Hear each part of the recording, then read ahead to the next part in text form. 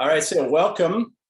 I said it a minute ago, but if you're just joining, I want you to know that this call is going to be publicly recorded. It's going to be shared on public channels in the DDB course. It's going to be shared on my YouTube channel, probably other places. So if you're sensitive about having your picture and or name shared on video, I just want to invite you. You're welcome to turn your camera off if you'd be more comfortable.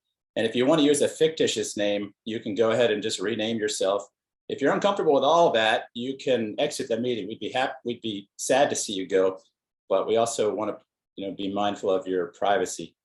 So I'm Sven Masterson. I'm one of the Good Guys to Great Men certified professional coaches. And with me today is my bride, Zelda. And we're here to do this call for you today. And the reason I chose today is because today is May 1st. And May 1st is a very special day for us. It was May 1st, exactly 30 years ago today, that we went on our first date. And of course, May 1st is also known as Mayday. And Mayday, of course, has different meanings. And it wasn't that long ago for me that my marriage felt like, our marriage felt like it was in distress. So I thought, what better day to do a call about marital distress, and more importantly, I hope what you get to see here is marriage healing, than Mayday, a day that's pretty significant. So here's what's going to happen. We're going to just talk through some things. Zelda has really no idea what I'm going to say, because I really have no idea what I'm going to say, not specifically. And so we're just going to talk about the past 30 years. I'm going to share with you mindsets I've really had to let go of, and some things I've had to acquire along the way to get to the relationship we have today. And she's going to do what wives do, and she's going to just contribute a lot of perspective, I hope. Probably correct me a little bit about the details along the way, because I don't know about you, but I tend to be very forgetful, and she remembers everything like an elephant. So I'm sure there's going to be a bit of that. What I want you to do along the way is, if you're curious about anything that we say, go ahead and type it in the chat. I'm not going to be reading those myself, but Steve is going to be looking at those and kind of surfacing to me by interrupting me and saying, hey, we have a question at the appropriate time, and then we'll do that. And at the end, I want to just give you an opportunity to go to a special page I've prepared for today where you can follow up, and I'll share that with you at the end of the call. So here we are. Happy anniversary. Happy anniversary. I've only said it to you one time today. 30 years. Just some context for the guys watching. I was 17 years old. I was just a few weeks short of 18 when we started dating. And we got married not that long after. I was 20 years old. And so we live in central Pennsylvania now. We have 6 children, ages 9 to 25, right? Do I have that right? Yes. Okay.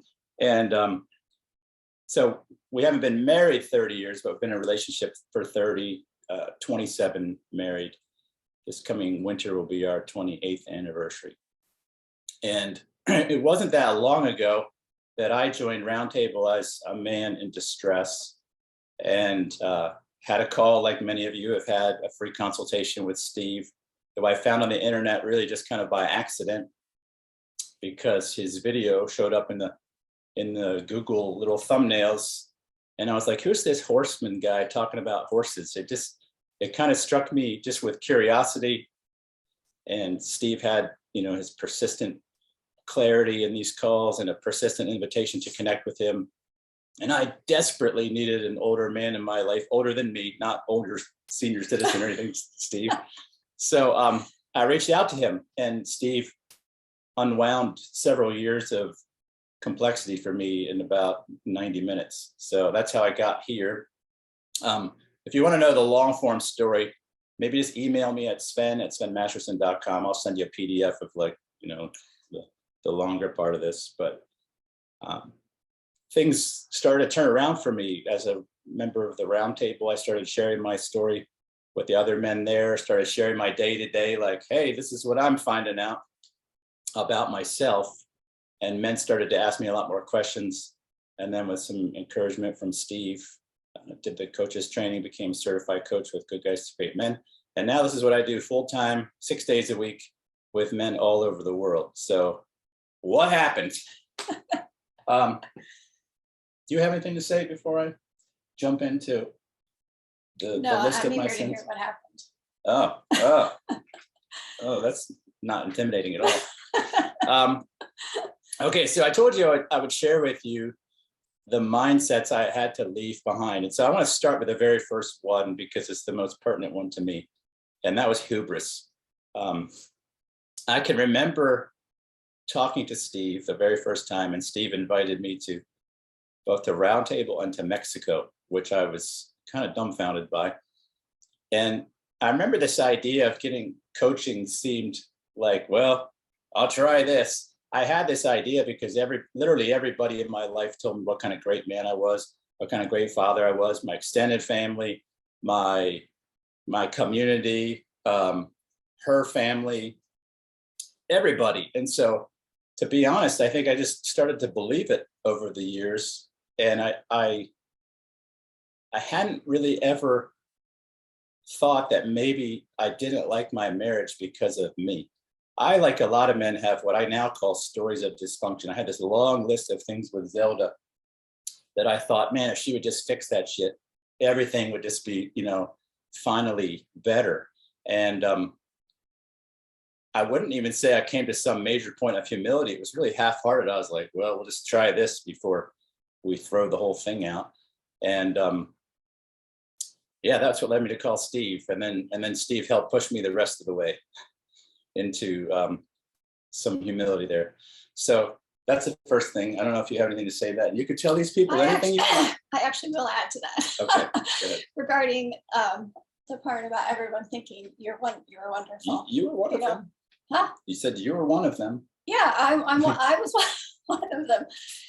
But it was true as far as everyone thought and thinks, still does, very highly of Sven. And most of the time I did too. And I would be willing to share his accolades with people who, anyone who wanted to listen.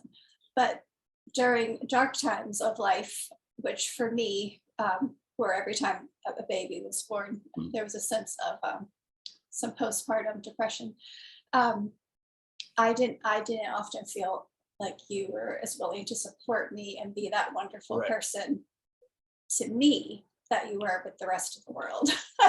And that was a bitter pill to swallow. So you felt like everybody got to see that except you, like you didn't get to see that. Yeah, and so this comes up. Thing I would add to that. This comes up a lot for lots of us as men in our community, where I think we come to the realization that it's easy to give your best at home because or to everybody else. Yeah. Because all those people don't really have any power over you, but you start to give away like a lot of your sense of well-being to your spouse. And then if they're not like handling that the way that you think they should, then the bitterness and anger and resentment spills out. And you feel like, what's that tit for tat? It's scorekeeping. Right. Yeah. And that's actually one of the mindsets I had to let go of, which was scorekeeping, which is a really common attribute of the stage of marriage some people would call disillusionment, which was you start building up and it seems small, like just this list of things like, oh, that annoys me, right? Oh, that annoys me. I wish he'd stop doing that. And it really seemed for me to make it very transactional. So I know in my own heart, I got to this place where it's like, maybe I would have wanted to do that, but I was also keeping track of the ways that you felt like that I didn't feel cared for or connected, right? Sure. And then that made that kind of difficult. Any counterpoint to my counterpoint? No. Okay, so it was that hubris that led me to connect with Steve. The second thing that I encountered with Steve, I remember Steve, I don't remember specifically what it was, but I had this kind of list of complaints, and I was probably just about foaming at the mouth in that call with Steve, like, this is what I'm mad about, and this, and I wasn't nasty in my description of her, but I felt righteously angry, like Steve is going to be like, yeah, man, right? And Steve's like, none of that matters. And I was like, what? Because it felt like it mattered. And in the long run, what that helped me realize, what I would deduce this all down to now, is blame. I had a huge problem with blame. I blamed Zelda for everything that I didn't like in my life. And it wasn't apparent to me at the time. This became apparent over, the next many months and years. But that was a big transition for me to move away from blame and to just actually have the sobriety of self to realize, you know what I really don't like is stuff about me. And I have just putting her face on that for, 20 some odd years. And that was a major thing for me to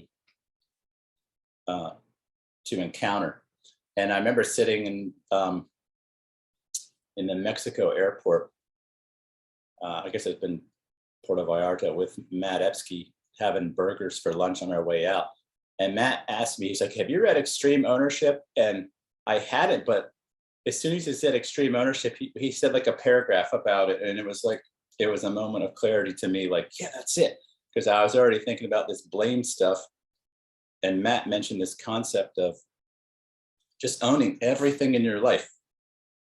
And I was like, what do you mean, right? And so we talked about it. And I think Matt said, like, even if you're in an intersection of a city and somebody T-bones your car, he's like, you don't own the fault for that, but own that you were there, own what happened, own what happens next. And this was a major turning point for me. It was actually a few months before I read the book, but just the term and Matt's paragraph or so about extreme ownership was a huge slap to the head for me. It was one of those 2x4 of clarity moments. And that ultimately related to this idea of blame. And it was more that I moved away from a blame-based perspective to a responsibility perspective. And that, for me, that looked like, instead of focusing on what, and not just Zelda, what other people were not doing, how other people were falling short, how other people weren't meeting some need or want or desire, I started to think, I would find myself feeling grumpy about something or irritated, like, why this, why that, how come this, she's not, right? These kind of blame-oriented statements. And then I would be like, whoa, wait a minute. Oh, extreme ownership, right? And I would usually curse to myself under my breath, or sometimes not under my breath. And then ask myself, what does ownership look like here? And that actually started to really help me claw out of a lot of the hole that I have been in for life. So I don't know if you noticed that. Excuse me, clawing out of it. No, the shift from blame. Oh yeah. Well, yeah, definitely. You want to say anything about that? Well, I don't think that I would have necessarily over the years like been able to pinpoint times where you were blaming me, you're like blaming me for this or blaming me for that, but definitely the overall feeling of that. And what do you mean? From my point of view. You felt it? Yeah, feeling like. Because I never said it, right? No, you never said it, no. But just, and I'm not saying like all of the time, every day for the last 27 years or something like that. But just the idea of, I guess that I'm not good enough for that. I'm not right for you, or not what you wanted, or which was also bitter swallow. I hate to use that term again, Yeah. but as the man, since you're the one that proposed to me, that has made me feel like, why did you do it? What was the point? And if I don't seem to be what you wanted. Yeah. So if I could just rephrase that the way my man brain just understood what you said. You felt hurt because you felt like I wasn't accepting you. Yes. And yet that was puzzling because I had proposed to you. So you're like, did something change, or you felt inadequate, it sounds like. Right. Okay. All the while, if I might say, trying to be the best wife ever. I see that now, but I didn't see it then. Along with trying to be the best mother ever. And yeah. I'm sorry. It's okay. I think you might say that I am getting over something, because I feel like maybe I don't sound right. Laura's been sick since Monday. She managed to escape COVID until Monday, so she's getting over it, and that's why she's struggling with her voice a little bit. All right, I want to take one hand raise. I thought I saw somebody had their hand raised. Did they put it back down? How do you It was remove? me, Sven. Oh, hey, Tim. Tim. Yeah, go ahead. You had your hand raised. What? Twice. I just want to say, a couple of things. What a beautiful couple you are. Oh, thank you. Did I introduce you? You're absolutely beautiful, beautiful couple, and Thank you, Tim. you absolutely look stunning together. Oh my gosh, you're so nice. Yeah, I just think you're just absolutely marvelous, absolutely amazing, and I can see so much love and care, and how much you look like each other. Oh. Well, she's quite lucky It's then. amazing. It's amazing because my father-in-law, he said to my wife, he said, "You look like each other, like you two do." Interesting. Yeah. And I was just, I missed it. The reason why I raised my hand because I missed the beginning, and I had an emergent another call, and that's why I had to take, and I missed the beginning. So, but I'm just amazed when I'm looking at you now, Sven, because Sven is just. I had a meeting with Sven online, and he, in my case, he really, really resonated with me. And it's taken me a while because I'm in a difficult spot, and I just, and his story conveys a lot to me, and I'm digesting all the help he's conveying to me, but I'm still not there. I'm trying to process all these advice and help, and I'm still struggling. But all I wanted to say is I'm going to listen a bit tonight. I'm still struggling because I want to reconcile with my wife. We do look alike, me and my wife, and I'm just reaching out for help. Hey, thank you for your kind words. But I just want to say that how much that watching yourself, how much amazing, how beautiful you are, and I just want to say I'll stop now. But before I get emotional, to say I'm just amazed by what I'm hearing and how much a beautiful couple you are. So I'll just stop there. Thank you. Thank you, brother. And Laura has an affinity for all things English, so you just melted her heart, I'm sure. You have melted my heart because I'm just amazed by how beautiful you are. You're amazing. You're amazing. Thank you. Thank you. So the next thing I really had to let go of is self-pity, and that's another thing that I think Steve really helped me with in spades, and the group in general, and that was also a big transition point for me. So I don't know if you ever noticed that. Definitely in the last couple of years. Yeah. Yeah. Oh my gosh, yes. Don't get too like. No, go ahead as much as you want. I mean, yeah, just over the years, if anything didn't go quite right, I could see it in you, like just as like, oh, and just an easiness or a tendency, I guess, to then just sit and do nothing. not that you're not a worker and that you don't get things done, but I'm saying I would just see times where things didn't go right, and I could just sense that you were just completely in that kind of mode, and then you just sit. Meanwhile, like I'm flitting around doing all these other things. But what I've seen in the last number of years is just willingness to just take things as they come and take charge, take ownership, if things don't go right, you just, you know, move on to something else or try again, try a different way. How does that feel as a woman? It feels great. Come on. I mean, unpack that a little It bit. feels wonderful. I guess a guy would say, I don't know how you all function in your life as far as relationships go, but for me, I view the husband as being the leader, like not the leader in the sense of like he's up here In and charge, I'm down here, he's in charge and I have no say, but the leader in the sense of like, I don't know, Go pilot, first. I guess. Go first. Yeah, go first. Or, Oh, okay, pilot. You said that. All right.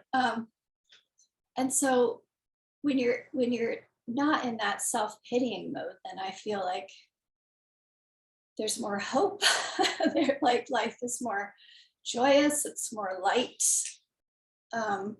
So when I, let's just say the times I was in self-pity Yeah. and I wasn't piloting, how did you feel inside, and like, what did that cause for you in your day-to-day existence? You could tell a story if you have one too. Yeah, I mean, kind of, because Yes, that's go what, like, I feel like one of the biggest, what would you say, happenings or milestones in our life was in the late 90s. We had, well, in the 90s, we had gone to be, can I say missionary training? that's We're going to fine. be missionaries, so we're missionary training. And like, that's what we, you know, we knew we were going to do. We got married to do that. And Well, with that in mind, I would have married you either way. I mean, with that in mind, like that was going to be our career together, right? Let me say, I talk with my hands together.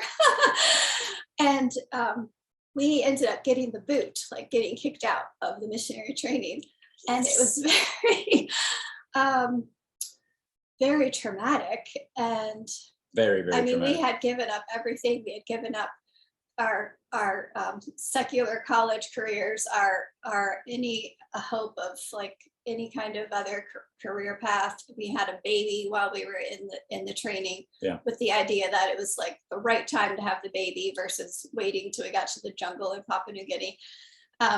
So we had oriented our whole life around that. Yeah, so it was a big thing. Yeah. So we get the boot and we end up in a little tiny town that none of us had ever heard of. In fact, the very first time we ever went there was to find a Wendy's like a year before. And so that I feel like was one of the darkest times of self-pity for you and me. But for me, I felt like there wasn't anything I could do because I'm not the leader. And at the moment, my job is to take care of this baby, you know, full time. Like if I'm not taking care of the baby, who is? Because he did get a job and that sort of thing. Do you know what I mean? So every day, like every single day for 3 years and 4 months of living in that little teeny tiny upstairs apartment. She's an elephant. She knows how long it was. I thought, what are we doing? And when is he going to make a decision? Because if anyone had asked me like the week or so before we found out we were getting kicked out, I said to them, well, it doesn't matter. We're going to be missionaries, whether it's with this organization or another one. That's just what we're going to do. That was my mindset, where I was coming from. But that wasn't necessarily where you were coming from at the moment anyway, right? So I'm not getting too verbose in details. I have a tendency to get You're lost female, in the we know details. we know what to expect. The gist of the story is that as not being the leader, I didn't feel like there was anything I could do at the moment. And so I'm waiting for Sven to like come up with a plan, like make a game plan for us here, because this life, you know, of living in this teeny tiny upstairs house apartment isn't working. I was definitely in a dark place. I was 23, so just a little bit of context there. And I've been deeply challenged. Just a little bit of backstory. We got kicked out of that program because we wouldn't essentially beat our children. And that, as a 23-year-old, it was hard to stand up to a bunch of people in their 50s and 60s. And I just felt like emotionally wrung out after that, because it was a battle for months. So I was relieved to be kicked out, but at the same time, I didn't know what way was up and down. So I know that was a deep self-pity time. So I guess then just my point in that is moving on like years later, then we were living in a house, you know, our first house and everything. And he decided he wanted to get a job out in Arizona, which we live in Pennsylvania. So that's a pretty big thing. Yeah. And I was happy to do it because I felt like I saw something in you of like purpose. You know what I Yeah. mean? So I'm just saying like the two different points of view of Okay. like feeling hopeless when you're Juxtaposed, in like yeah. a self-pity mode, and be willing to go to the ends of the earth if you're on fire for something. Does that make sense? Yeah, it's neat how you brought that story, because I would have never thought like that Arizona meant that to you. Yes. Interesting. And that was a time where I was just, I was in our community, we talk about, I had a purpose bigger than marriage. I was really excited about doing this thing. That too fell through. All right, so there's some hands raised. Let me just say real quick, right? Sven and Zelda are nicknames. So you're going to hear me sometimes call her by her real first name instead of Zelda. So if you're confused by who's he talking about, who's he talking to, there's not another woman over there. It's just that I'm calling her by her first name, but we use nicknames a lot. All right. Dan S., how about you want to unmute yourself and share your question with us? Yeah, you bet. Zelda, you mentioned earlier that you could feel the blame, although he wasn't necessarily projecting it on you. He wasn't verbalizing it. You could feel it.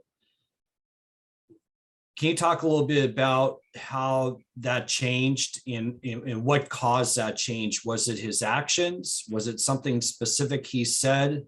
I know it's probably going back quite a ways in time, but can you clue me in a little bit about how your mindset changed, where you no longer felt like you were the center of the blame for his issues or the marital issues?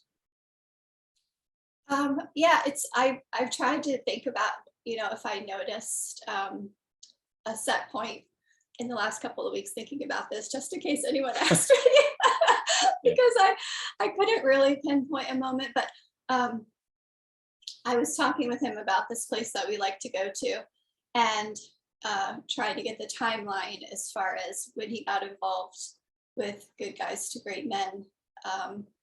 It's after Mexico. So I went to Mexico in March, and then for my next birthday, which is in May, I took her to a place in the Poconos. So that's, yeah, and so I was saying, while I couldn't think of like a specific moment where I felt like, everything's better.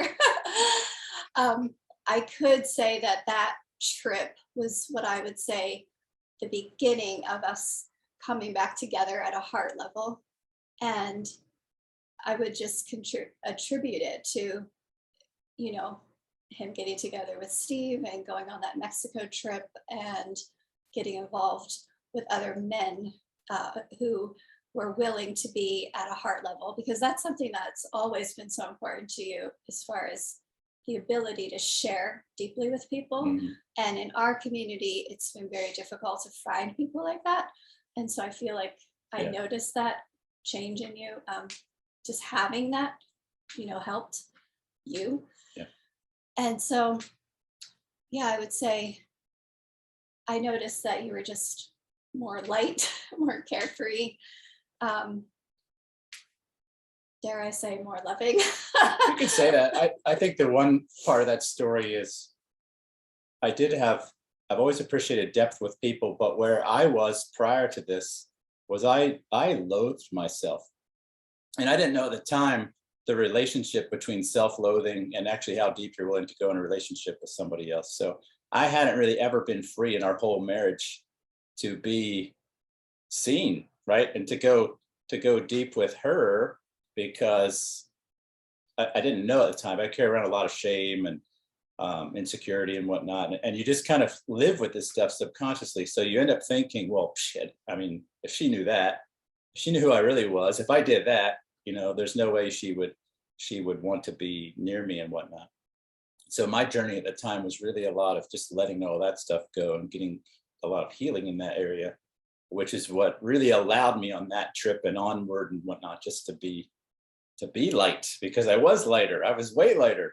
You know, I suffered with significant self-esteem issues for the first 40 some years of my life. So I think personally that was the big shift, because I had tried to be deep up until then with lots of men in life, but I never found like I never felt like it made purchase.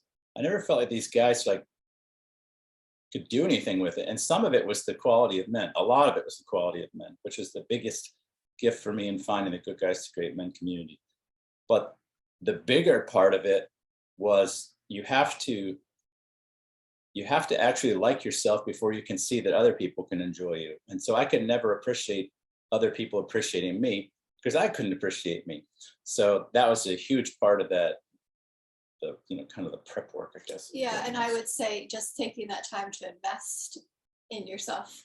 That was hard. Like taking the time to go to Mexico and,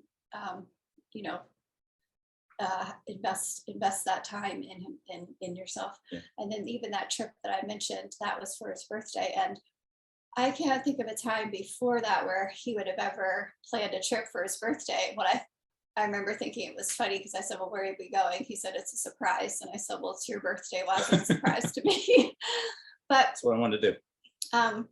What it was investing in himself, like doing something that he thought was really fun for that trip. And, renting this cool vehicle to then ride around the mountains. And then even when we got to where we're going to pick up this interesting vehicle, it was at a race car Coconut track. Raceway, And so then he just went ahead and took the time to like buy himself some more fun and take a lap around in the race car and that sort of thing. Okay. You know what I mean? So I start to see a difference in that. Time out here, because Okay. a lot of guys probably have this question, because one of the things that we encourage men with a lot is the investment into self. So what she's not saying is I didn't talk to her about all this stuff. I never approached her with permission. In fact, I just told you Sure. I'm going to Mexico. Yeah. And I remember on the inside being like, oh shit, here it comes, right?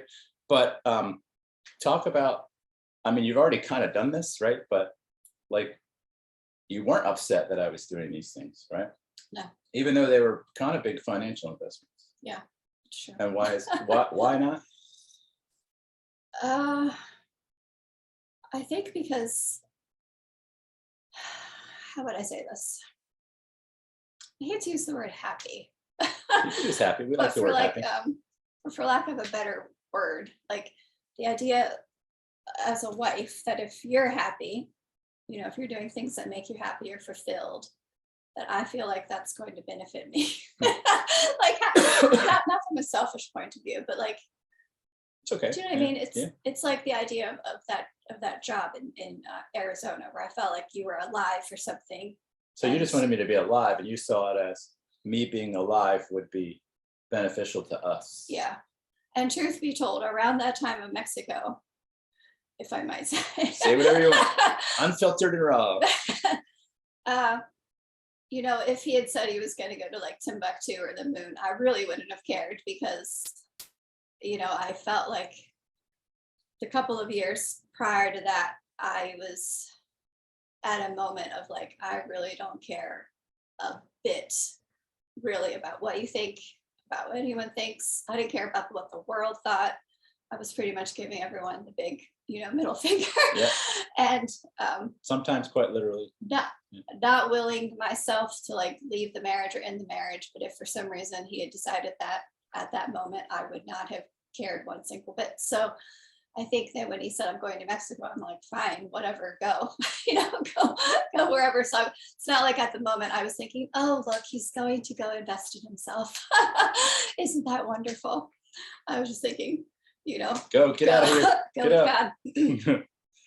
In hindsight, I see it as an investment and I'm thankful for it, That's good. if that makes sense. Yeah. Yeah. Steve, you can give me kickback from all the Mexico signups after the call today.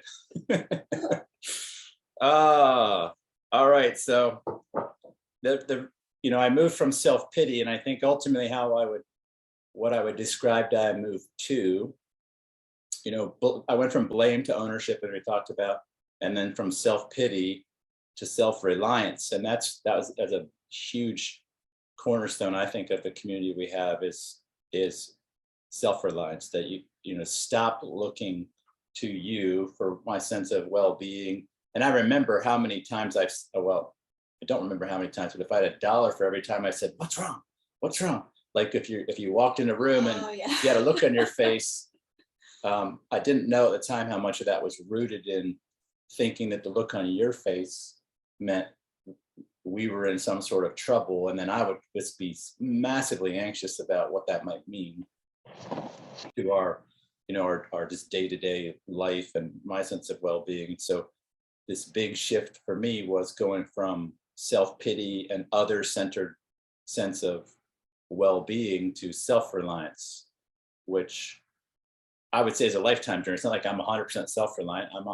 I'm constantly finding more areas where I'm like, could I be more self-reliant here? And then trying to push into that. It's uncomfortable. It's really uncomfortable, but it's been a big part for me is just taking away the expectation that anything that I feel is your responsibility, which has been helpful to me all around, like even in healing relationships with like parents, other people. It was really terrifying at first to own everything I felt, but it's a tremendous amount of liberty now, because now anytime I feel something, I can remove the idea that someone is causing that, and that it's in me. And if it's in me and I add the idea of self-reliance, then, well, for me to feel differently has a solution in me. And that's, I don't know, I've really enjoyed that idea. It's been hard coming, but also really profitable. It's definitely one of the cornerstones, I would say, of how I feel like I live now. I don't know if you've seen that at all, but Definitely. Also more freeing for me, just be able to like walk through life without being constantly questioned. what are you talking about? Yeah, and Hey, remember- Sven, do you want to answer a question? yeah, sure. We don't get a lot of questions, but here's one for you, and then there's one for Zelda that just got posted. Yep, fire away. Sven, what kind of things did you do to gain that self-esteem and to lose that toxic shame? Oh boy. Good luck with that. Yeah, I take 6 months to take men through that same journey. And I built a 6-month curriculum around that idea because there were so many parts of that journey for me. It took me a while to actually figure out the problem was shame. It looked like all these other little stories that we tell ourselves. And it's all kind of one big package, but I really had to examine the stories that I use to understand life. I ran into fear, shame, anxiety, or fear, insecurity, and anxiety a lot with people. And I've been an inquisitive, deep thinking kind of guy my whole life. So I kept just like sitting with that, like, what is this fear about? And part of this was tremendously helped by the reflection of other men. So the first thing I'll put on that list is any form of mentor. I was privileged, even though in our kind of, I call them our war years, which were about 7 years or so, which were like, I was ready to die, but more often than that, just wanted her to die. And no, I'm sorry, but that's true. I couldn't find anybody that I felt like would come into this story with me and help. I didn't know about coaching. I didn't know about anything professional. I went to therapy and I was just disappointed with, it felt like I had no cohesion. I didn't feel loved or cared for. I just felt like the guys just sat there staring at me, expecting me to talk on Skype. And I hated my appearance. So I could not bear to be on video in the first place. I had to send the whole family out of the house if I was going to be on a Skype call, even though I was squirreled away in the basement. So there was one man I could find. He was in his 70s from my childhood. He was actually like a family friend, and not in my hometown. So I had to be like 3 or 4 hours away. But every time we'd go to my hometown, I would be like, hey, can you get together for breakfast and coffee? And we'd hang out in Panera Bread. And he would just listen to me. And he essentially coached me and mentored me from this place of maturity and empathy. So that's the biggest thing. I've been a guy that's been into reading and information and curious my whole life. And one thing I say to guys all the time now is I don't personally believe you can read your way out of this problem. You need the reflection of other human beings. So whether that's somebody in your life who loves you enough to do it, as just relationally, or if that's in the form of coaching and mentoring. I think you have to do that. And that's what I was able to do. And then I met Steve, and Steve and this other man just became very instrumental in that way of just being men that would reflect something back and challenge the story that played on a loop in my head, which was, you're a worthless piece of shit, right? So there's that. And then a lot of the information I had read over the years started to have like a skeleton or framework I could hang it on. And a lot of stuff started to congeal for me about how the brain works, how the mind works, how your story can change, and how the practice of a new story, and this is the important part, in the context of brotherhood, because it's the ongoing new message, and the frequency and the what's the word, consistency that new message plays, that was what for me moves the needle, and for my clients moves the needle, right? If I could just give somebody a whopping book, it'd be great, but you tend to read yourself into every story. So if somebody's not there saying, hey, I don't think you're seeing this like you could be, then you just keep reading your own shame and insecurity and fear and anxiety and all this stuff into the story. So for me, the number one thing, if I were to boil that down, is brotherhood with quality men. And I think that's why it's so important what Steve has created, and Dan, because that is the place that you can come and show up and talk every day and find you're living in a different story. So for me, I was the first, as far as I know, Steve could check this out, I was the first guy ever on Roundtable. And I remember posting like, hey, so what's everybody here for? Something like that. And then I spent every day there. I never had a group of men like this before. And when you start talking every day about new things, that becomes your story. And so my story changed from rehearsing a new story every day. And that was largely in the form of helping other men. And I know that's a weird, paradoxical thing, that you actually improve your story by helping other people, but that's exactly what happened for me. So good quality men in the form of mentors, coaches, and community, and living in a new story consistently, which I didn't set out to do it. This is how it happened. And then looking back, I figured out some of that and articulated it into my own curriculum now. I hope that. Do you want another question? Yep. For me or Zelda? There's two, and I think she should take the second one as well. Okay. So I'll read it with feeling. Zelda, have there ever been times, or are there times now, where you appreciate hearing Sven's feelings, particularly when they're negative, or what we call hard feelings, anger or sadness? If so, why? Or if not, why not? And then there's a follow-on question. Well, that's an interesting question. Can you say it again? Have there been times, or are there times now, where you actually appreciate hearing Sven's feelings, particularly when those feelings are negative, or what we would call hard or angry or sad? If so, why or why not? Yeah, definitely. I mean, do I want to hear about it all of the time? No. But does he want to hear about my every little thing all of the time? No. But yeah, definitely.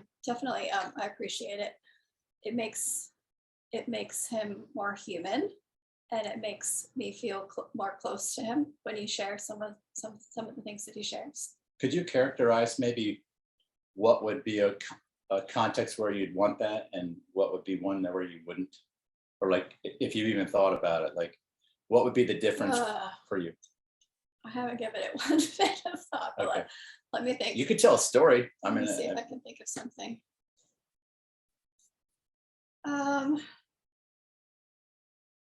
Here are things that I have a hard time hearing, and that would be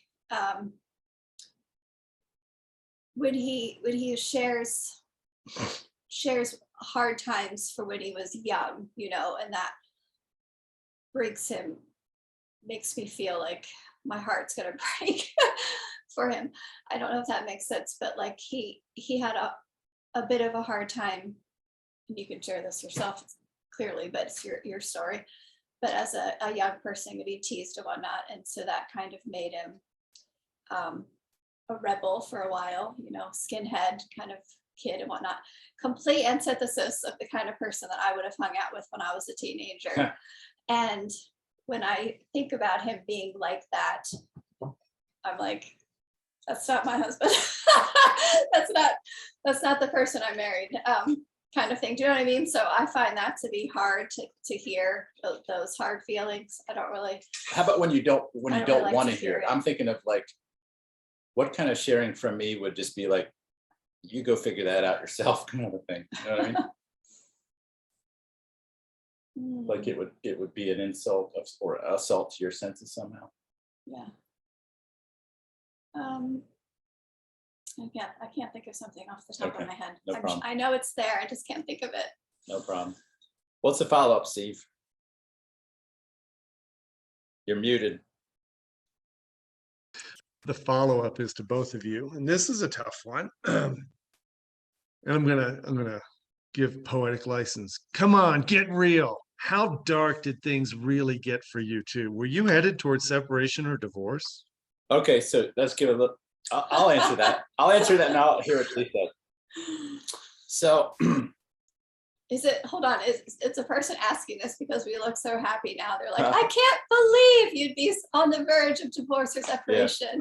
We all know why he's asking. He wants to know if he stands a chance at having what you have. That's what he's okay, saying. so that guy should email me at svenandzelda.com. I'll send a long form PDF of my story, but in a nutshell, like a lot of men come into our community because their wife has said she wants space, that she wants to find herself, that she loves him but is not in love with him anymore, that kind of thing. I experienced the closest thing to that actually 23 years old with a 1-year-old when she said, I just don't feel the same way about you anymore. And like a lot of men, women don't ever actually make an editorial update to those kind of statements. So somewhere along the line, she experienced a change in heart, but never told me. And I carried that forward for years. And I kind of accidentally did the right things as a 20-something-year-old guy. I was just like, heads down, hand to the plow. I was always a till death do us part guy. And so what it did to me secretly over the years was just fantasize about her getting hit by a bus or something. And then I could just start over because, and this is such an incongruent thing that I did, but now I talk about all the time, is like to be anti-divorce, but pro-wife dying in her sleep, right? Like that doesn't make any sense at all, but that's just how screwed up my head was. And so I didn't hate marriage, but I was longing for something deeper for decades. And then I felt really disconnected, and I had a kind of an accidental opportunity where like somebody that we know had lost a child, and I was finding myself like too close to the woman involved, and she was quite like distant at the time, and also probably some postpartum and all this stuff, where attribute wise I was finding, well, there's that attribute I like and that one I like, and then I would be like, and this woman seems adversarial to me and seems like she can't stand to be around me. So it was a huge crisis for me that took years to sort out. And so then I kind of got through a lot of it, but not, but I was still angry and feeling unfulfilled. And that's when I reached out to Steve.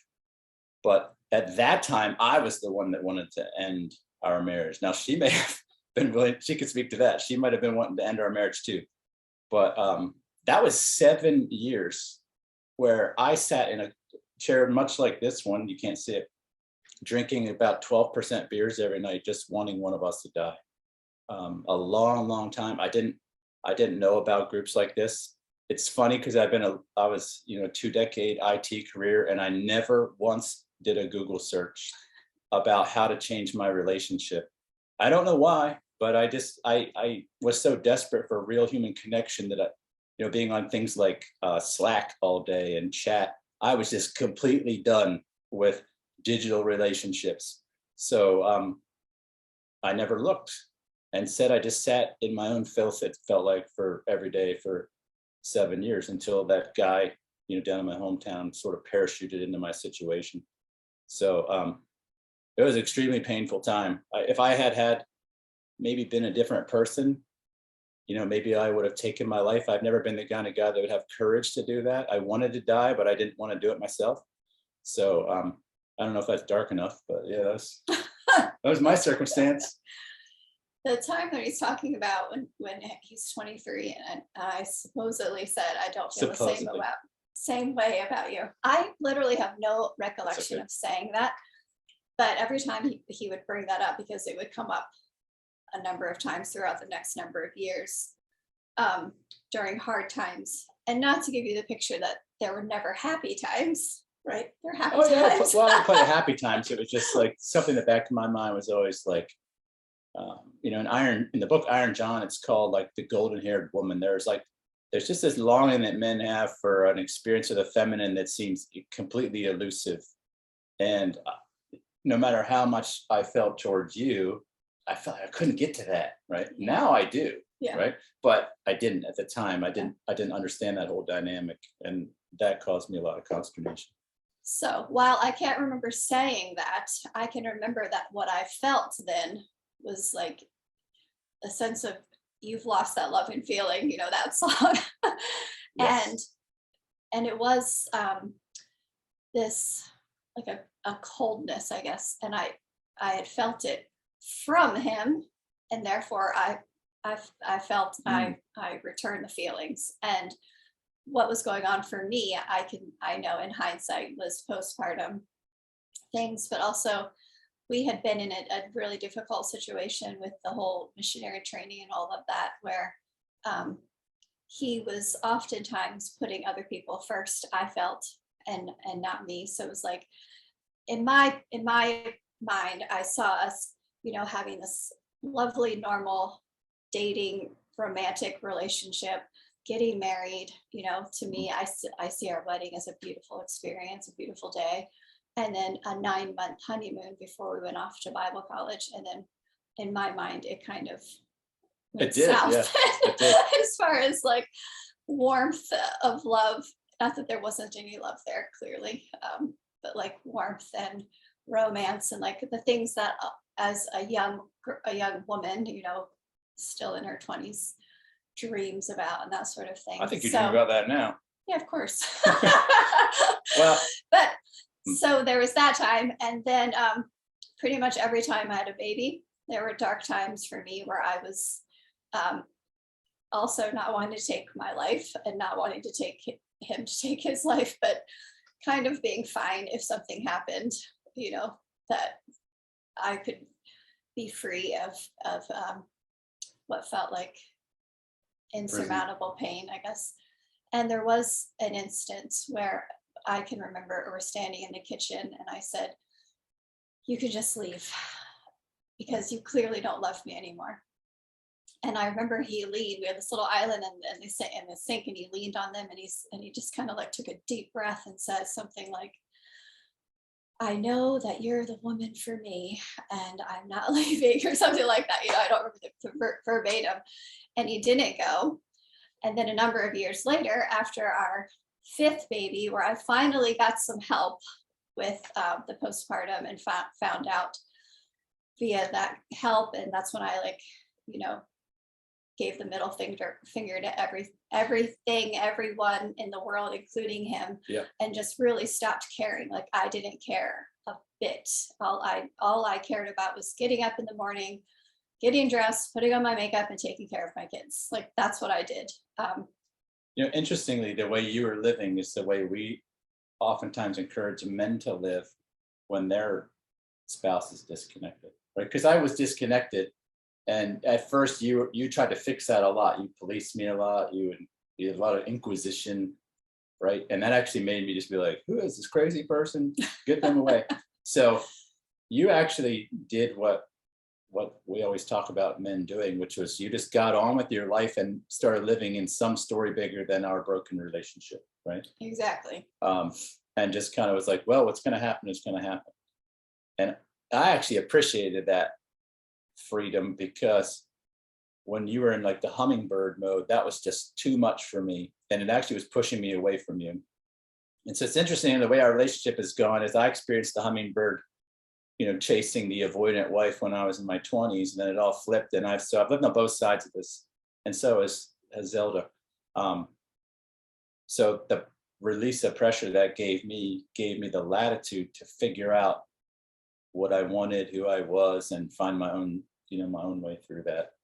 Which, had you not done that, I probably would have really suffered.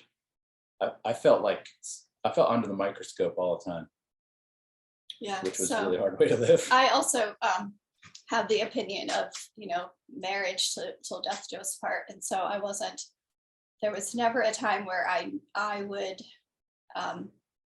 take the step to leave, but there were plenty of fantasies about it. Yeah, like I would picture myself just getting in the car and driving away. And I actually talked to my counselor about that. Like, what is that about? Why do I always have this fantasy of like getting in the car and driving away? I really, at a heart level, don't want to leave my husband, and I really don't want to leave my children.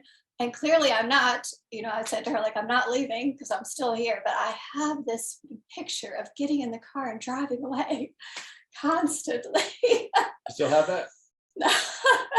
Would you answer if you did? Yeah. Yeah, I don't either. I don't. Anyway, she chalked it up to we all have fight or flight, like an innate fight or flight. And if you're not going to fight, which I wasn't, then you're going to flight, which is like you want to like leave. So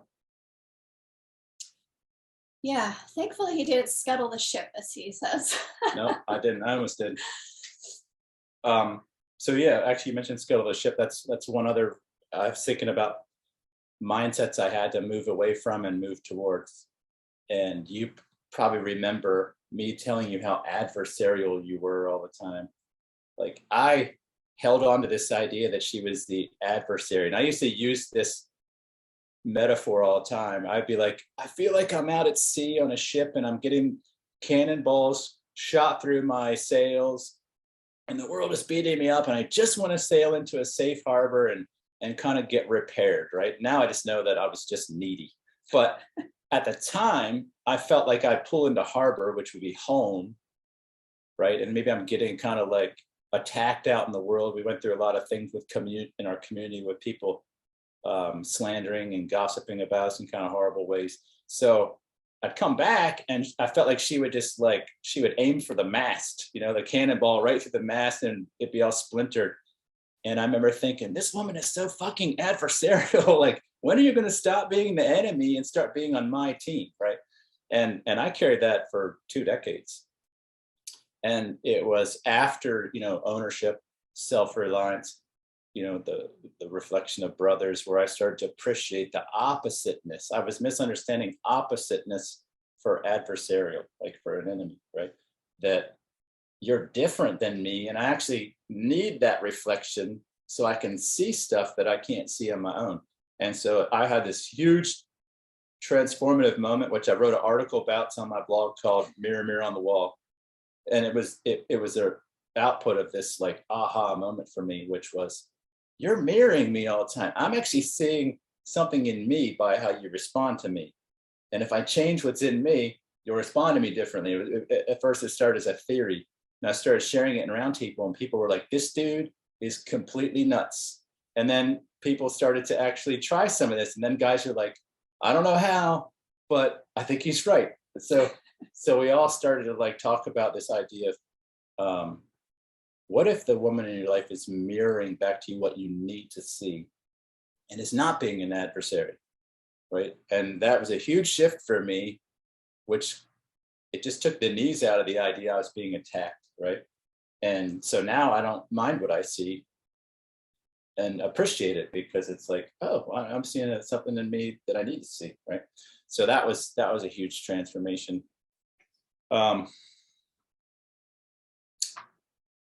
Which I think, this is all kind of, again, these are all intertwined. A lot of that allowed me to then change my expectations. And a lot of people have misunderstood my message to be lowering expectations, which I think is a complete load of horseshit, because I think I have pretty high expectations. But what I don't have now is the same expectations I think of you. They're not based on judgment anymore. Like, I had so many expectations based on judgment, right? Really awful, that I think were really hard to live with. And all this stuff allowed me to just release expectations because of owning them for myself, right? So I actually raised the standard. I didn't lower a single standard. I raised them all, but also owned them all, and then stopped judging you. And all of that to me led to like a life of acceptance, which is not just with marriage. I think it's transformed into our kids, meaning like, with 6 of them, to not judge your kids has been really helpful. I think it's improved the intimacy in our whole family, in that when judgment's not there and acceptance is there, like our kids know this, right? So it's actually improved everybody's sense of freedom Well-being. and well-being. Yeah, definitely. And it has to start with the leader, I think. Well, I'd like to think, and you could correct me if you think you're different, but I don't believe it's very common that a woman would go first. And I think if I made you go first, you would have resented that I didn't. And then you'd be like, well, why am I with this chump? Right? Yeah. Like, who's not going to go first? If I have to lead, what, then I might as well just be by myself. Yeah. All right. Is there any more questions that we should tackle, Steve? Tim has his hand up. Go ahead, Tim. Thank you so much. That's amazing. I've just been absorbing it while I'm communicating with my sister in America. And wow, can I just process my thoughts? And I want to ask Sven's wife, because Sven, you talk a lot, but I want to hear from your wife, because Go for it. in my case, my wife is running Zelda. She's running away from me. We've been together for 13 years. We've been married for 10. We've got 2 beautiful twin girls. And she's slowing down a bit. But we've been separated for 6 months. And there's several issues that Sven has given me advice on. But I want from your perspective that that she is running away, and trying to understand in the sense of there's nothing untoward, or there's nothing, no abuse or anything like that, but from emotional safety, in the sense of learning from you and Sven, that initially, why did you want to, why initially did you want to move away from Sven from the start, and then eventually come back? The initially, and why the pullback? But also, that's the first question. What attracted you back to Sven? What the initial changes that attracted you back? So Tim, I don't want to get too deep with too many questions at one time. So let us answer that one first. Is that okay? The what? Was it? Yeah. Was it Why why? did you run away initially, Why did I run away from and him? then the pullback? Yep. Are we talking about 20 years ago, or in 7? When are we talking? When are we talking Really? about? Like in the last 7 years? No, in your case, the initial pullback, and then the Well, I had the pullback. more of the pullback. Probably. Well, if I probably because it was pain. Like I felt like he was often causing pain versus love and happiness and security. I felt like he was willing to give love and acceptance and grace to everyone else in the world. No, but why did you pull away from Sven initially? Pull away, and Yeah, then like you said, slowly come back. I was causing her a lot of pain in how I was being, which made her feel. Which made me pull away. Yeah. And then I came back when I felt like he was willing to show the same kind of love and acceptance towards me that he had given to everybody else. Yeah. For a lot of our marriage together, he because he's super smart and can think quickly on his feet, he would always end up being the one that was right, or seemingly right, or could lawyer me into believing he was right about everything. And that got exhausting, like literally exhausting, to where I remember saying to someone, even if you take it from a statistical point of view, if you have two people together, one of them cannot possibly always be right. But yet he lived that way. And so Hubris. all of that, all of those things made me just pull away and just say, forget it. Because I can't, there's nothing that I could ever say to be heard or to be right or to be like, oh, that's a good point. You know what I mean? Because I mean, I won't take up too much time because my situation is quite complex. Hey, Tim. Can I just interrupt? Just quick question. Hold on, stop. We're very short on time, and there's a really I know. point I want to cover before we close, and I really need the remaining time. So would you mind sharing that maybe on the round table? But can I ask one question about family? Sure. Because I think it's quite important, because my family has, a lot of my family's passed away. I've moved to my wife's area and I'm quite isolated. So in the sense of, from a woman's perspective, that's my difficulty, because I'm trying to reach out to my wife to reconcile, but she's very close to her family, retreated. So to reach out, to connect, that's my difficulty, to get her back home.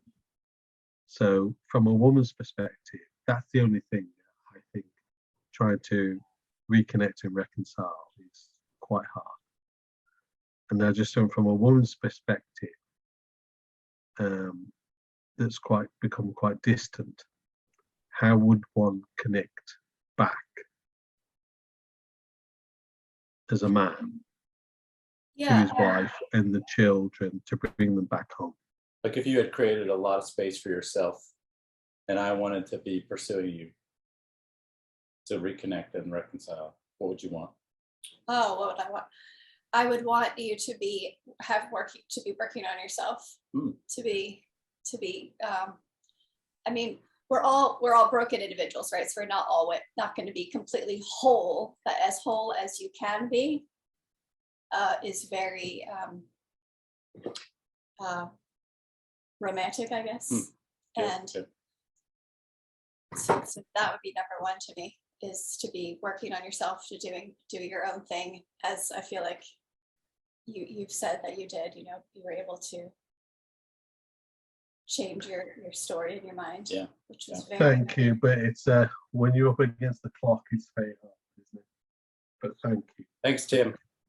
So the last thing, kind of, in my opinion, the most important mindset, and again, it's kind of a character, it's kind of descriptive of all of it together, but one I had to move away from and towards was moving away from what I would call low regard or performance-based regard to high regard.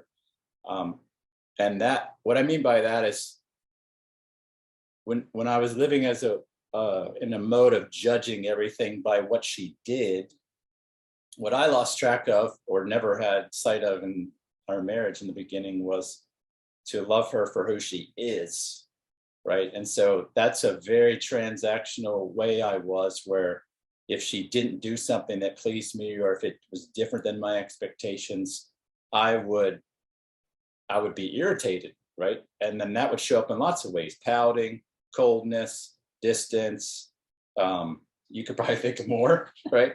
And so I had this big shift with my relationship to her, and in all honesty, I did operate in a lot of life this way, just not in marriage. And I think that was one of the things that hurt you so much, was that I had high regard and a really favorable way towards a lot of people in the world, and many of them did not deserve it.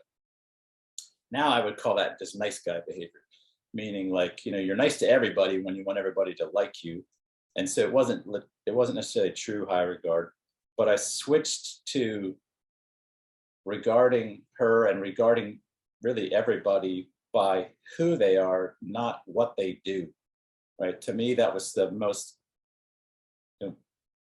probably the most pivotal of all of them, was coming to this understanding of high regard. And that was ultimately based on how I regarded me. So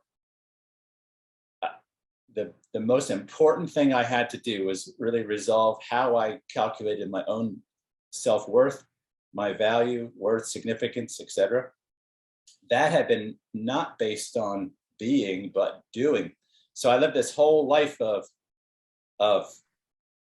judging myself really based on performance. And I've since learned you can't carry around like one way of judging self and other ways of judging people.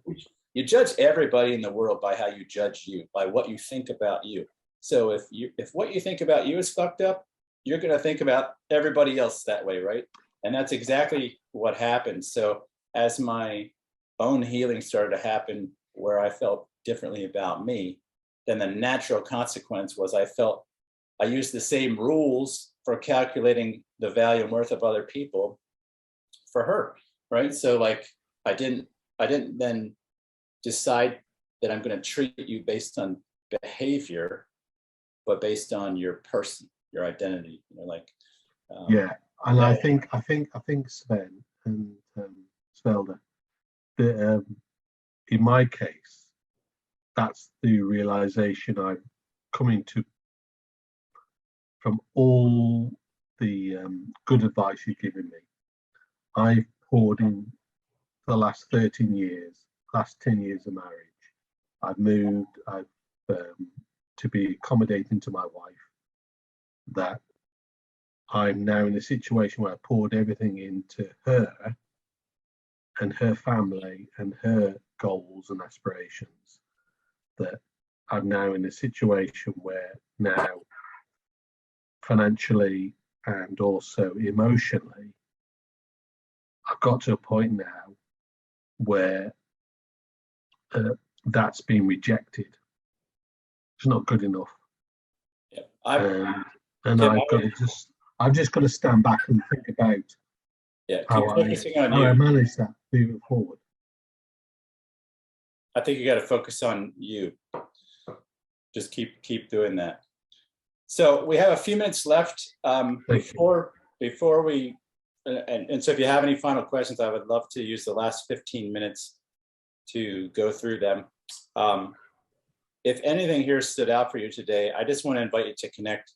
If you go to svenmasterson.com/Mayday, there's a page there I set up just for this group, just for this call, which you can schedule a free Mayday call if you like. There's no strings attached. There's no sales offer, nothing. A lot of you guys have already been through a similar call like this for me. I'm just going to get on a call one-to-one, find out what's going on with you, hear your story, share more of mine, and tell you more about the depth, I guess, of the how, which is a multi-year journey for me. But I'd love to find out, a little bit more about your story and what you need, and just get a chance to know you. So you can do that at svenmasterson.com/Mayday. And that's all I'll say about that. Anybody have any other questions? I haven't been really seeing the chat.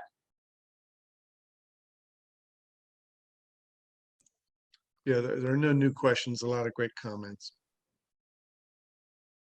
All right, well. Maybe I should give you a question. Yeah, go for it. I also want to give Zelda the chance to say anything that she wants.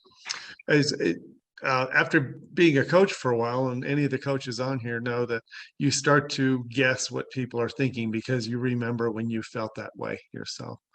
And everyone wants what you two are smoking. They want whatever you're drinking, whatever you're smoking, they want that.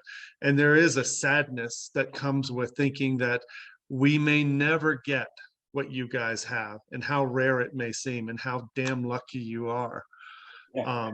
And so for people who think that that may not happen for them, I know, Sven, for you, you have this 10th thing on your or 11th thing on your list of things that men have to know when they're working on their marriage after big trouble, right?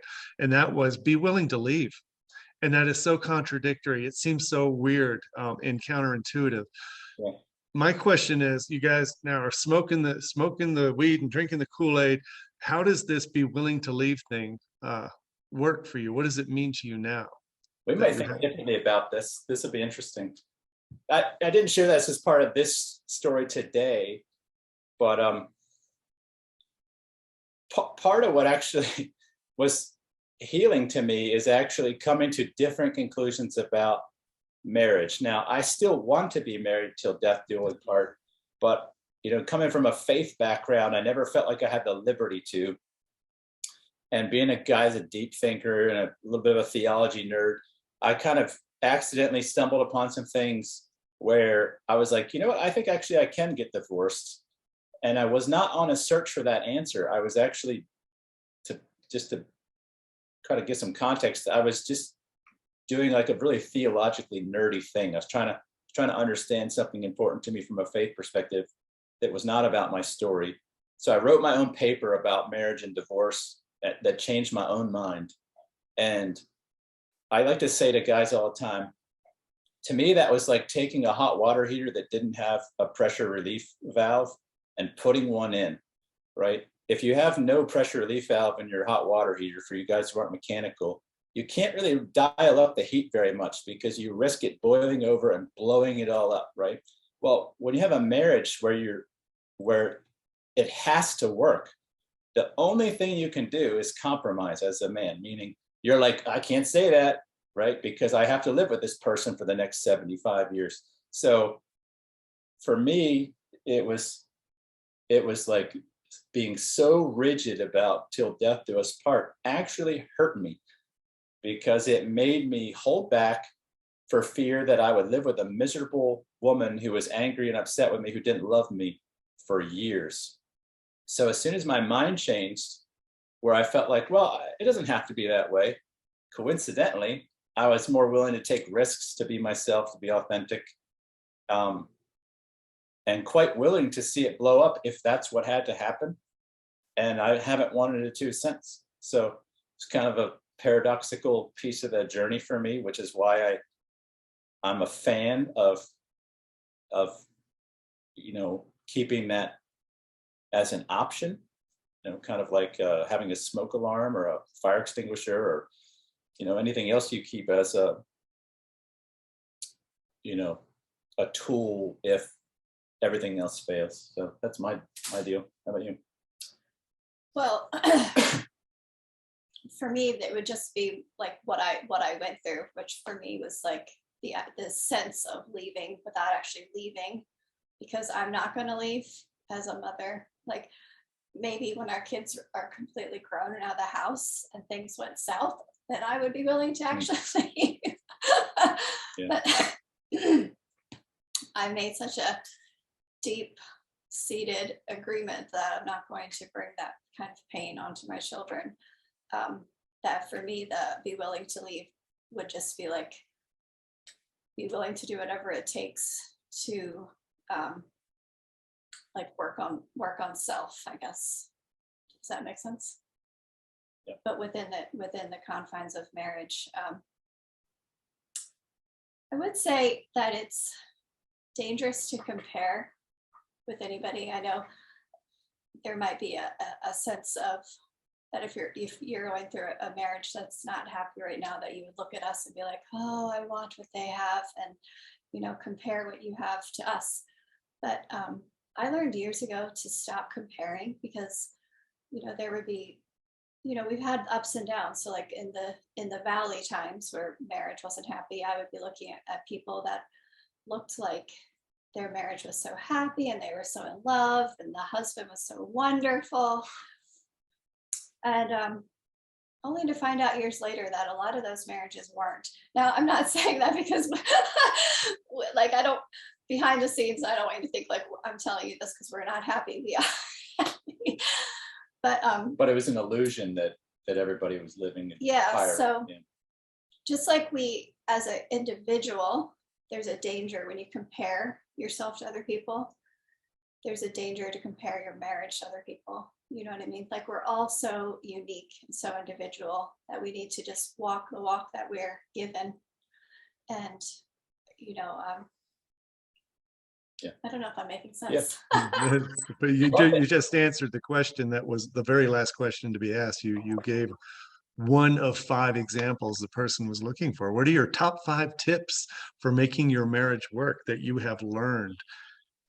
Patrick wanted you to go first, Zelda, but you just said stop comparing. That was a great one. Yeah, definitely stop comparing. And, you know, work on self, stop blaming. I know he's talked a lot about how he was blaming, but I was blaming a lot too, like blaming any unhappiness on, you know, whatever I felt like he was lacking. That's 3, I guess. That's okay. The thing I would add, and we didn't really cover this yet, is, you know, we never talked about this stuff. And a lot of guys in our community find it hard to believe, like, well, you didn't have these conversations. No, we didn't. Like, I completely turned into like, I'm not focusing on her anymore. And I just focused on me. And I did that really well. And I don't mean that in a boastful way. I just mean like, I became like laser focused on my own person and well-being, to where I was just like, I don't know what's going on with her. And I didn't feel like I needed to talk to her about it. I didn't feel like she needed to go talk to somebody. I was like, well, that's her life. And so a lot of people are surprised to find out that like where we are has happened with very little conversation about it. Like we never talk about this stuff, other than sometimes I'll be cognizant of, you know what, I don't like how I showed up back then, and maybe I'll bring something up to apologize for, or something that I kind of want to root out and clean up. But my piece of advice would be, if you find yourself ruminating in stories in your head that are she, her, etc., cut that shit out. It's just really about your own journey. And she's actually said it in her own words, is like, pursue your own story or your own thing. But to me, that's the number one. Like, is you were born into the world, you had an umbilical cord, and after that was cut, you've been an independent person since then. And if you get back to that truth, that you're not attached to anybody, and your life is about you. And that feels selfish for some people, but it's actually the most liberating truth in the universe, in my opinion. That's my number one. That's 4 together. You have any more? My only other one is, this sounds like a repeat of what you just said, which is just pursue your own thing. Yeah. Like it's okay to be your own person, and to have your own interests that are different. I think there were times, maybe, actually, I know there were times in our younger years where I felt like I had to take on things that he was interested in, which I did. He worked at an outdoor store, and I suddenly, like, my whole wardrobe was an outdoor store ensemble, and hiking and mountain biking and rock climbing all became suddenly my new passions in life. That didn't work very well.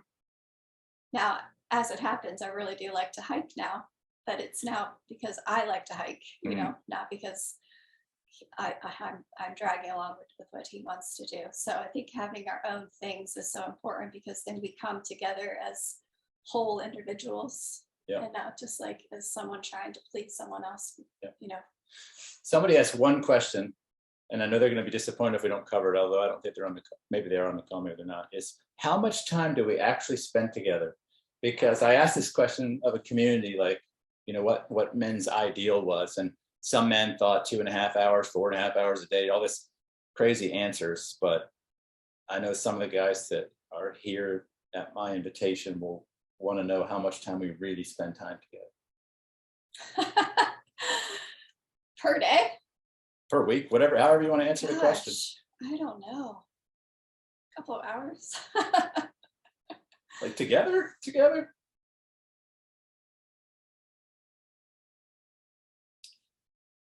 Like sitting down together, like right now, how we are at this very Well, minute. how about intentional time together? But- Intentional time together.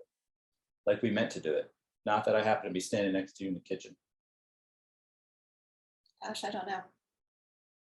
I would come back to a couple of hours. Okay. Does it seem like more to you? Actually, it seems like less, but Less. I don't know. Yeah. Does it feel like enough? Yeah.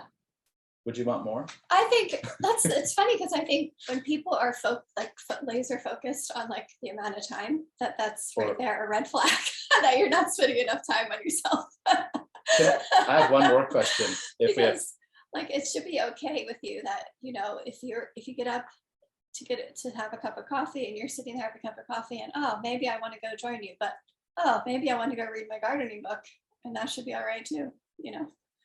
Yeah. Or like I shouldn't feel the need to have to plan a date, but I should want to plan a date if I hear of a good restaurant that I'm like, let's go to that restaurant. Then suddenly, oh, let's have a date, you know, that I could have a date, you could make a date. And then there's like a freedom in that. Yep. Yeah, I think if you're too focused on the actual time, that your sense of freedom has gone out the window. okay, I love that answer.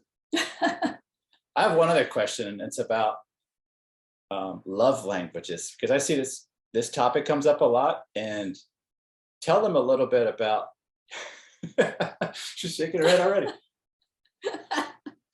We kind of tried this love language thing early on in marriage, and yeah, now I'm wondering, you know, you kind of gave a dead giveaway, I guess, but what do you feel about love languages? What advice would you give to somebody who thinks they have a love language problem? I would say you're putting too much pressure on yourself and your spouse. Like, again, come back to freedom. You know, if you're so like, you're just laser focused, like what are the love languages? Gift giving, physical touch, words of encouragement. Words of encouragement. Then you're like, oh, does my spouse have the words of encouragement? Am I writing enough notes? Am I saying enough encouraging things? Am I saying it with the right tone of voice? Yeah. Hers was, there's like so much. when we were young, somebody told us about this, and hers was gift giving. So I went in like Mr. Gift giving mode, and then I'd buy her stuff, and she'd look at me like, this isn't what I wanted. And I'd be like, but I spoke your love language. Right there. Yeah. Because it wasn't like it's the actual act of giving the gift, right? Isn't the love. Like in order to have a gift to mean something, it has to, like, I have to know that, you know, it's really like what I actually want. Do you know what I mean? It can't Yeah, just I be wasn't like, very good at that part. Yeah. but I think if you're too focused on that, you're just tied up in knots. There has to be some more like sense of freedom and airiness to a marriage relationship, and it just kind of bogs it down.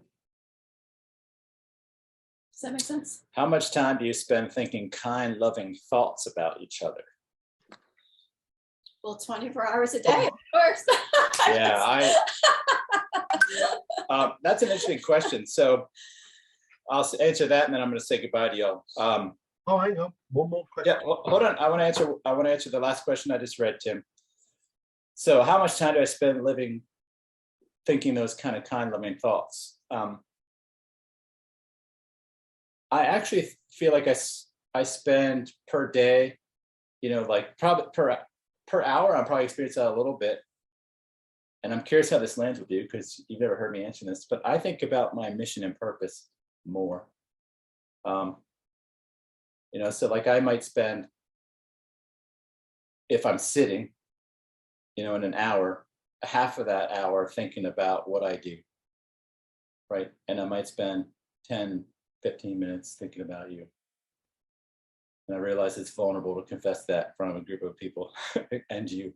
So how does that sit with you? I think that makes sense, because, you know, our mission and purpose in life has to be different than our spouse, right? Yeah. And so I don't know, again, the idea that you're going to, I think often, I guess this is the crux of what I'm getting at with like this whole idea of time, the amount of time you're spending together, the amount of thought you're giving to each other, love languages, it kind of starts to feel like you want to live in a rom-com, which I get, like why rom-coms are popular with men and women, but life isn't a rom-com. You know, life is more messy than that, and it should be more freeing than a rom-com. Amazing. I agree. Just be able to. Well, that's what- Honestly, I could not Well, last possibly begin to answer the amount of time I give to thinking loving thoughts about you. I mean, I have them, but That's okay. how often? I'm Who not sitting knows? around wondering it I have or no thinking idea. about it. Yeah. So again, if there's anything's resonated with you today, SvenMasterson.com/Mayday. And maybe we could talk Zelda into becoming a One professional coach. Go ahead, Tim. Take us home. last one. What about your future? Do you talk about your future together? Do you talk about your future together? The future, just in like ways of like, you know, today, happy anniversary, happy 30 years, hoping to spend another 30 years with you. You're amazing. That sort of thing. Do you actually talk about your next 30 years or more? No?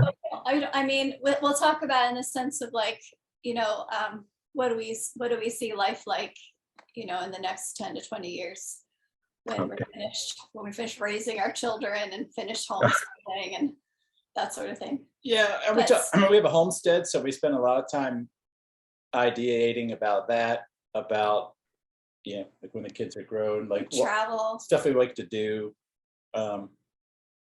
just like daydreaming together for the future. I mean, we wouldn't have been able to say this is where we are if someone had asked us 10 years ago for sure.